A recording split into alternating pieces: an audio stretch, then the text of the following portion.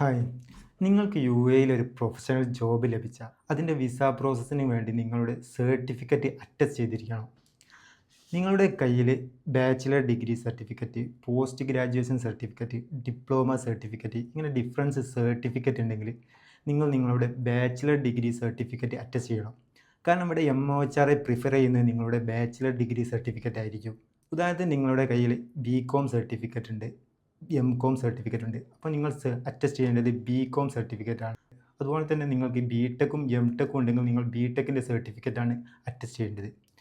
കാരണം ഫ്യൂച്ചറിൽ നിങ്ങൾക്ക് നിങ്ങളുടെ വർക്ക് എക്സ്പീരിയൻസ് വെച്ച് പല അപ്രൂവലും ഇവിടെ എടുക്കേണ്ടി വരും. എസ്പെഷ്യലി എഞ്ചിനീയേഴ്സിനൊക്കെ അവരുടെ വർക്ക് എക്സ്പീരിയൻസ് വെച്ച് ഫ്യൂച്ചറിൽ പല അപ്രൂവലും എടുക്കണം. അപ്പോൾ ഇവിടെ MOHR പ്രിഫർ ചെയ്യുന്നത് നിങ്ങളുടെ ബാച്ചിലർ ഡിഗ്രി സർട്ടിഫിക്കറ്റ് ആണ്.